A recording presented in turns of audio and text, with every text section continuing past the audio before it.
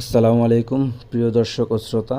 আশা করি আল্লাহর অশেষ রহমতে আপনারা সবাই ভালো আছেন এবং আমিও ভালো আছি। এর জন্য আপনাদের মাঝে আরেকটি নতুন ভিডিও নিয়ে আসতে পারলাম এবং আল্লাহ তাআলা আমাদেরকে কথা বলার সুযোগ করে দিলেন। তো আপনারা মনোরম দৃশ্য দেখতে থাকেন, এখানকার রাস্তার পরিবেশ সব কিছু দেখেন। আমি এর মধ্যে আপনাদের সাথে ছোট্ট একটা গল্প শেয়ার করব।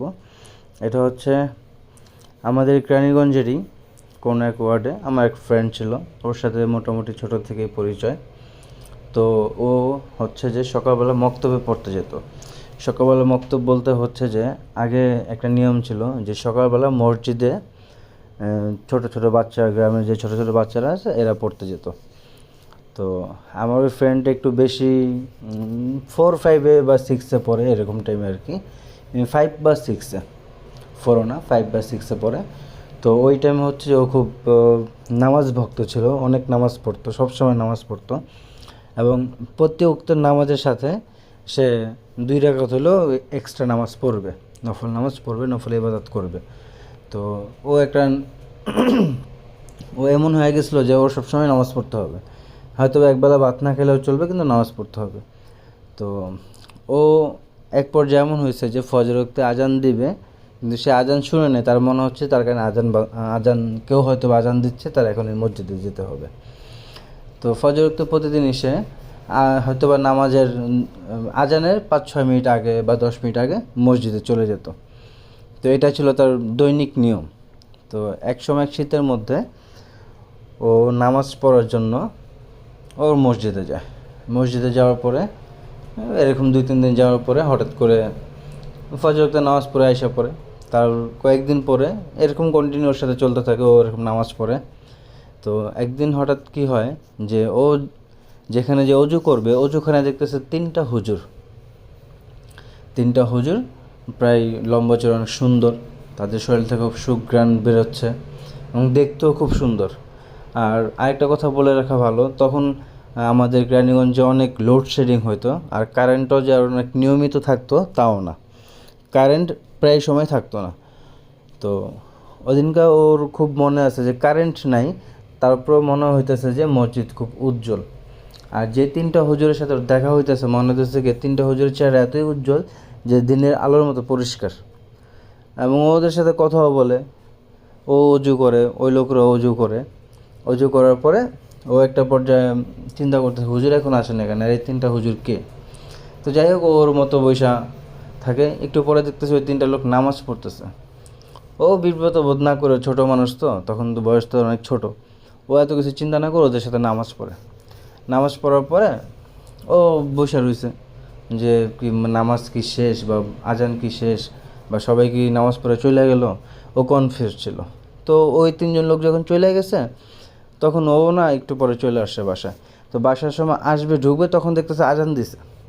তখন ও আবার গেছে মসজিদে, যে আবার নামাজ পড়ছে, কিন্তু ও কারো প্রশ্ন করেও নেই বা কেন এরকম হইলো বা এই হুজুর 3টা কে, কেন নামাজ পড়তে আসলো, আবার মসজিদে খোলা পাইলো কীভাবে, আবার মসজিদে ঢুকলো কীভাবে ও? কারণ হচ্ছে যে ও যখন আজান শুনছে তারপর যা দেখতেছে যে মুয়াজ্জিন মাত্র গেট খুলতেছে, তাহলে এর মাঝখানে ও মসজিদে ঢুকলো কীভাবে, এই 3টে লোকের সাথে নামাজ পড়লো কীভাবে? ও এটা তখন এত চিন্তা করে নি। তো ওই দিন চলে গেল, তারপরের দিনকে সেম, তারপরের দিনও সেম, ও এরকম নামাজ পড়তে গেছে, যা দেখে 3টা হুজুরের থেকে আজকে 2টা হুজুর অজু করতেছে, আর একটা হুজুর হচ্ছে যে এমনিতে দাঁড়ায় আছে সুন্দর করে, ভদ্রভাবে যেভাবে দাঁড়ায়, সাবলীলভাবে, ঠিক এইভাবে দাঁড়ায় আছে। তো ও যায় সালাম দিল, আসসালামু আলাইকুম হুজুর, ভালো আছেন, এইভাবেই সালাম। কিন্তু লোকগুলো দেখতে খুবই সুন্দর, সুদর্শন হুজুরদের মতো, অনেক ভালো ভালো আলেমরা যেরকম থাকে সুদর্শন এরকম। তো ও সালাম দিছে, সালাম দেওয়ার পরে ওই লোকটা সালাম নাম ধরেই ওকে বলল, তুমি কি ভালো আছো? তখন ও তো অবাক, কী হলো, আমি তো কখনো নাম বলিনি, এদের সাথে আমার পরিচয় নেই, তাহলে আমার নাম জানলো কীভাবে? ওই দিনকে ও কিছু বলেনি। ওই দিনকে ওরা নামাজ পড়তেছে, ওদের নামাজ শেষ হওয়ার পর ওদিনকে আমার ফ্রেন্ড আর নামাজ পড়েনি। আমার ফ্রেন্ড নামাজ না পড়ে ওদেরকে প্রশ্ন করলো, হুজুর আপনারা নামাজ পড়বেন না, এখন কি ফজর তো আজান হয়ে গেছে?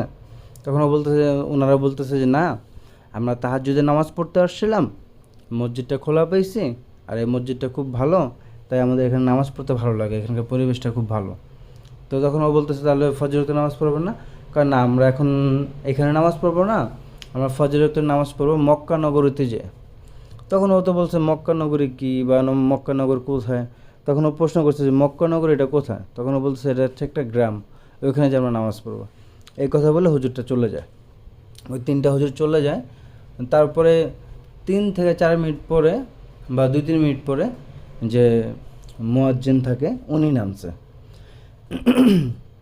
ও বলে রাখা ভালো, মুয়াজ্জিন তখন ছিল না ওই মসজিদের, ওই পাশের এক দাদা ভাই ছিল, উনি সবসময় যে আজান দিত, আর ইমাম সাহেব যা হচ্ছে যে মসজিদ খুলতো। বেতন ভিত্তিক কোনো মুয়াজ্জিন ছিল না, কিন্তু ইমাম সাহেব ছিল। আর ইমাম সাহেবের 5 ওয়াক্ত যে আজান দিতে হইতো, মুয়াজ্জিনের যে কাজটা করতে হতো, এটা পাশের গ্রামের বা পাশের বাড়ির এক দাদা করতো, মসজিদের আর কি। তো এর জন্য আর কি মুয়াজ্জিন রাখা হতো না। তো এখন ওর ভিতরে প্রশ্ন আসতেছে যে হুজুর যদি ভিতরে দরজা খুলে, তো আমি এখন বাইরে যাওয়া দেখি। ও যা দেখতেছে বাইরের দরজা এখনও তালা মারা, হুজুরের ভিতর থেকে চাবি হাত ঢোকে আর কি, কেচি গেটের যেভাবে বাইরের থেকে তালা খোলা, যেভাবে তালা খুলবে তারপর হচ্ছে মানুষ ঢুকবে। ওদিনকার পরে হুজুর ওরা বলতেছে কি তুই ঘরে ঢুকলে কীভাবে? তখন হুজুর বলতেছে যে আমি তো একটু আগে এরকম 3টা হুজুরের সাথে এরকম নামাজ পড়তে ঢুকছি। তখন হুজুর আর কিছু বলে না, কিন্তু হুজুর কিছু একটা বুঝতে পারছে। হুজুর কিছু বুঝতে পারার পরে ওর বলতেছে তুই আর কালকে থেকে আজান দেওয়ার আগে নামাজ পড়তে আসিস না, আজকে নামাজ পড়া একটু আলো হইলে তারপর বেরোইস। তো আর কিছু মনে করে নেই, মাথাও এত কিছু খেলে নেই যে আসলে কী হইতেছে ওর সাথে। ও এটা নর্মালি নিছে, নর্মাল মানুষ যেরকম সব কিছু চিন্তাভাবনা করে এরকম নর্মাল চিন্তাভাবনাই করতেছিল। তো একদিন কি হয়, তার 2 দিন পরে, ওই 2 দিন নামাজ পড়তে ঠিক টাইমে গেছে, আজানের সময় গেছে। 2 দিন পরে ঠিক আবারও এরকম যে আজান দেওয়ার আগেই ও নামাজে চলে যায়। নামাজে চলে যাওয়ার পরে যা দেখে 3টা হুজুর, আজকে 2টা হুজুর দাঁড়ায় রয়েছে, আর একটা হুজুর নামাজ পড়তে অজু করতেছে। আর যে হুজুরটা অজু করতেছে আর তার পিছনে যে হুজুর 2টা দাঁড়ায় রয়েছে, মনে হইতেছে যে 2টা সেনাপতি দাঁড়ায় রয়েছে, আর মাঝখানে হয়তো বা মন্ত্রী বা রাজা কেউ অজু করতেছে, তাকে গার্ড দিতেছে। ওদের ভাবটা ছিল এমন আর কি, যে 2টা হুজুর দাঁড়ায় ছিল। যেই লোকটা অজু করলো, অজু কইরা উঠলো, দেখতেছে যে ওই লোকটা তার ব্যাগ থেকে 2টা মিষ্টি দিতেছে আমার ফ্রেন্ডকে। 2টা মিষ্টি দিতেছে, বলতেছে তুমি এটা খাও, তোমার খুব ভালো লাগবে, তোমার তো এখন ক্ষুধা লাগছে। তা আমার ফ্রেন্ড বলতেছে আমার ক্ষুধা লাগছে, উনি জানলো কেমন? আচ্ছা খাই, লোকগুলি তো অনেক ভালো, আমাকে তো আদরি করে সুন্দর করে কথা বলে, আর দেখতেও খুব সুন্দর, এরা তো খারাপ মানুষ হবে না। ও মিষ্টি খায়, মিষ্টি খাওয়ার পরে ওর কাছে যে এমন মজা লাগে আর এত স্বাদ, হ্যাঁ, ও এই স্বাদ আর কোনোদিন ভুলতে পারবে না। এবং এই স্বাদ যে কেমন ধরনের, এটাকে কাউকে কখনো এক্সপ্লেনও করতে পারে না, যে মিষ্টিটার স্বাদ ছিল এরকম, এটা এক্সপ্লেনও করতে পারে না।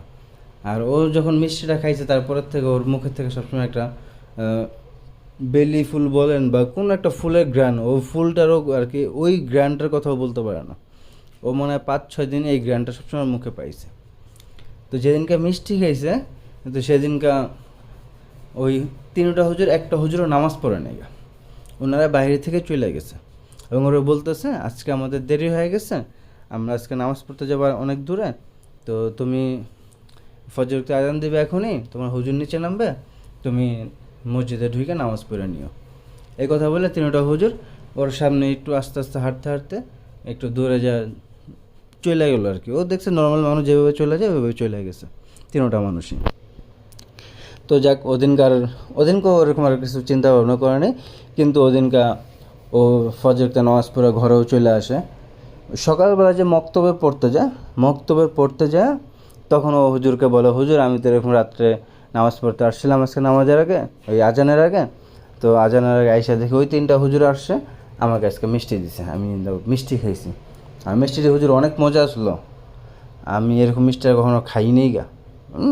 যেভাবে বলে আর কি, ছোটো থাকতে মানুষ তো ওইভাবে বলতেছে না। তো বলে রাখা ভালো, আমার ফ্রেন্ডটা অনেক সুন্দর ছিল, দেখতেও খুব সুন্দর।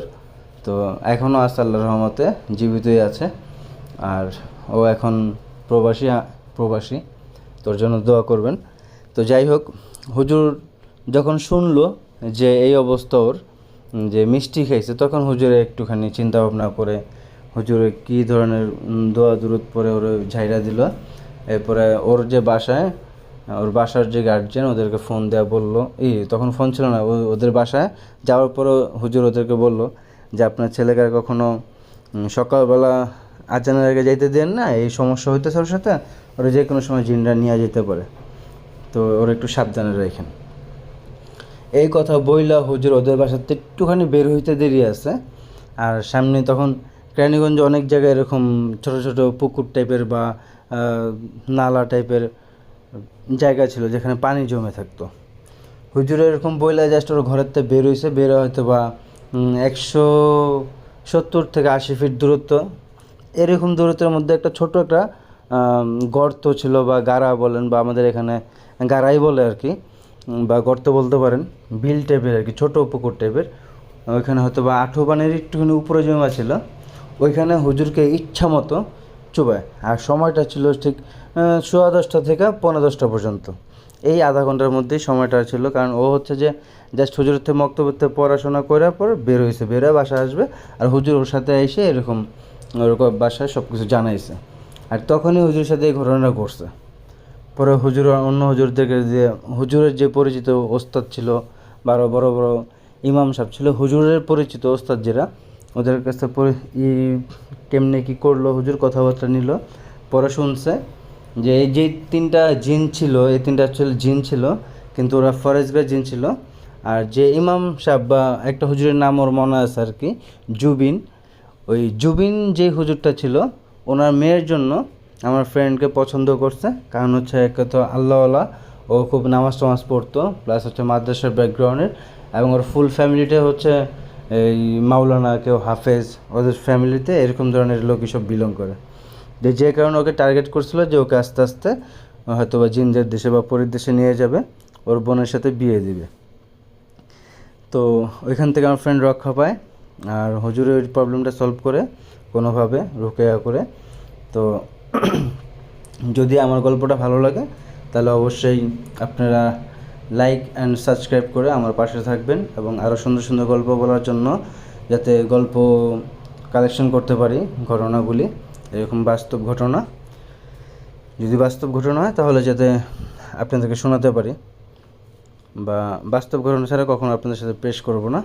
আসসালামু আলাইকুম, ভালো থাকবেন।